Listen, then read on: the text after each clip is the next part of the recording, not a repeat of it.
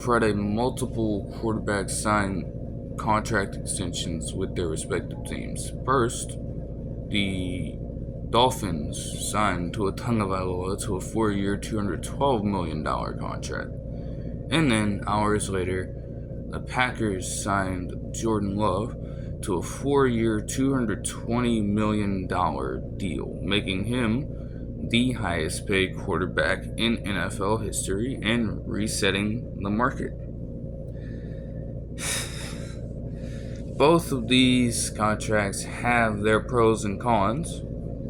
I'll start with Jordan Love. Now, the earliest half of his very first season as a full starter was absolutely rough.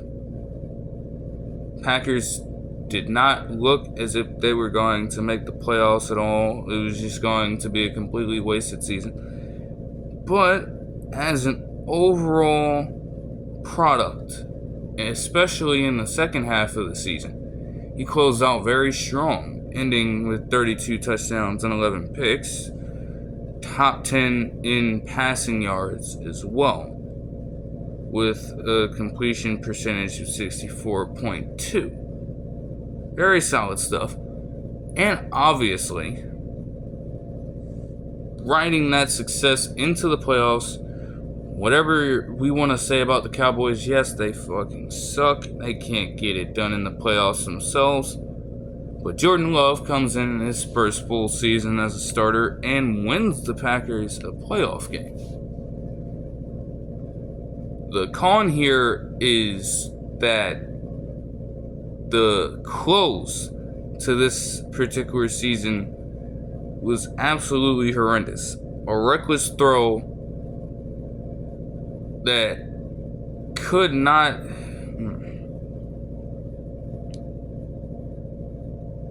One of the cons here has to come with the very throw of his that ended the Packers' season against the 49ers in the divisional round. They could have very well made it to the conference championship and, have even more success, if not for the stupid and reckless decision that he made on that play late in the fourth quarter as they were trying to drive down and get a score. Also, it's one season worth of work, which is what a lot of people have been saying. He barely started before this past season, obviously, getting a few reps in when Aaron Rodgers was suffering from injury and all types of craziness he was doing in his spare time, whether it be the darkness retreats or whatever. And he was not truly performing. But you want to give him the largest contract by average salary after a single season. Who's to say that he does not match or exceed expectations come next season? What if the 2023 NFL season was his best season by the end of this particular contract, if things play out a certain way? Who's to say that his production doesn't fall off? You have not a lot of precedent. You're going into this with the hopes that he can turn into a truly elite player and lead you to at least one Super Bowl within this time frame. When you're throwing out the big bucks like that,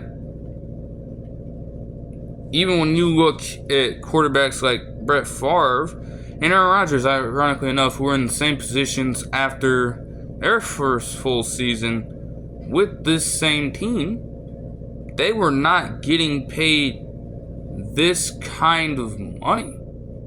They were getting paid something decent to where they could ensure that this talent would stay a part of their team for the seasons to come. They weren't breaking the bank for them. And you're also by giving Jordan Love that amount of money, you get yourself into another con here, which is the case with most teams.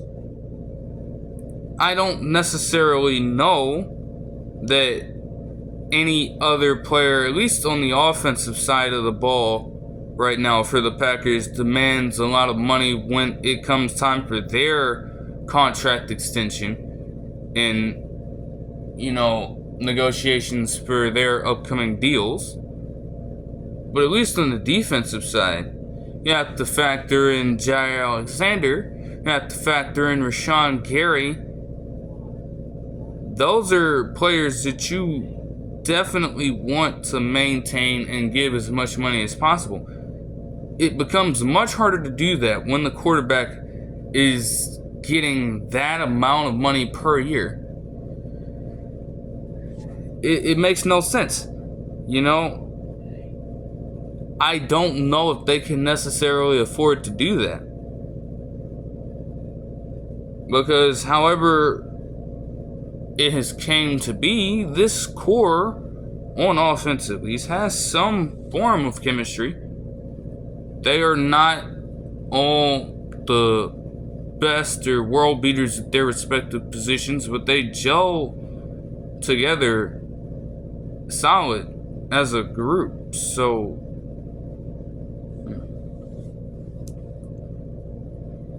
they're not truly world beaters at their respective positions, but they gel together really well as a group. And you could lose that just as quickly as you've built it, cultivated it over the past few drafts with this one transaction here. Another con to this simulation, and similar to Tua, we'll get to him in a second, giving a player enough to reset the market in their respective position just makes it completely worse for that player and everyone else. I mean, now you're in a spot, the Packers, say things really do go well enough to where you want to give Jordan Love another contract. So now at the age of 30, going into his age 30 season at least, he'll turn 30 in November of that respective season. You're going to try to one-up this contract by giving him even more money, potentially. Like that, you're just putting yourself in a lot of salary cap hell, to be completely honest. I mean, the quarterback market has been reset so many times over the course of the past year or so, to the point where a quarterback like Lamar Jackson, his contract isn't even in the top 5 of salary per year anymore. It's right on the fringe. Because just back to back to back consistently, these teams are just dishing out all of this money and forgetting to cultivate their rosters completely around the quarterback first before giving that deal out. How can one expect to compete with a quarterback worth that much money when they weren't doing it before the contract? And after the contract, certain pieces that help the quarterback succeed in their best way will have to go because you don't have enough to allocate towards them. So it's a very difficult process overall. Tua, similar thing. Pro for him, he has a little more experience, and they kind of knew what they were getting themselves into when they got Tua Turndaballova. They figured that he was a very solid talent for them, a very safe pick in this 2020 draft. And the first couple of seasons, they had winning records with him as the starter, but not a lot of playoff success then. Still, in the regular season, his stats have become a lot better there with the addition of Tyreek Hill and Devin Achane man, that offense has been firing under Mike McDaniel for sure. And he's gone 8-5 and 11-6 as a starter in the past couple seasons. On the fringe of a playoff bid in 22, and he makes it in 2023, but doesn't win against the Chiefs in the blistering fucking cold. Like, man, rough situation. Nonetheless, he has over 12,500 passing yards, 81 touchdowns, and 37 picks up to this point. That's a terrible look, if I'm being completely honest. We aren't even accounting for fumbles or rushing touchdowns, which is barely any at all. That turnover rate has got to be high. I'm sure of it.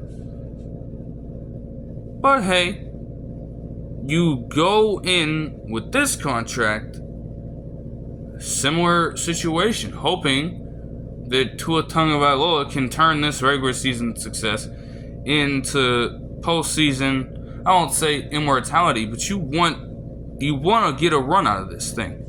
You don't want it to be a one and done like it has been in the past. I can't even necessarily count the 21 playoff appearance that he did lead the team to, because he got hurt in that game and Skylar Thompson had to step in against the Bills. They still ended up losing that game, but he barely played, obviously. 2022 season as well, you have to remember that this dude was just getting hit left and right with concussion after concussion. And that is probably one of the biggest cons about his particular contract that a lot of people are not keying in on. I mean, after a situation like that, he is highly injury prone. Even with investing in a player like Teron Armstead to protect his blind side, he's getting up there in age too, and he's been dealing with injury over the past couple seasons himself. He ain't going to be able to stick around for too much longer. So I don't know how secure his blind side really will be. How are you going to build that offensive line and rebuild it if Armstead seriously cannot play and just chooses to move on to something else? Is there a contingency plan for that? Because I'm sure the backup left tackle they have right now is probably not a very valuable player in their plan right now, to be completely honest. Of course, there's the other stuff with Tua. I mean, last season alone, he was 1-6 against teams with an over 500 record. So you're just going to continue to coast off of winning the easy games, but once it comes time for facing off against a worthy opponent on the other side of the field, you can't get the job done against those elite talents.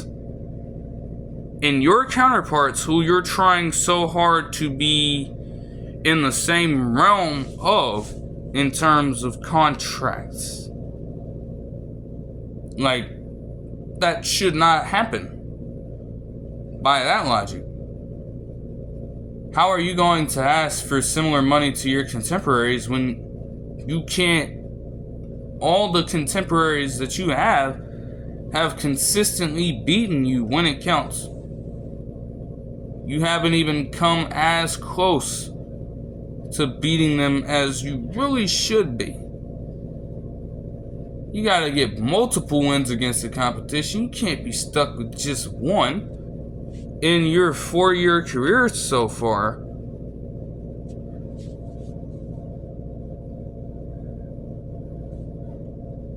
You can't be stuck with just one in the season as a whole and then expect to make a magical run in the playoffs.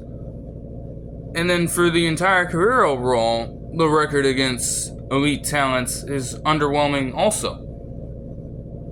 So how does it look to give a quarterback $53 million a year who hasn't won a playoff game?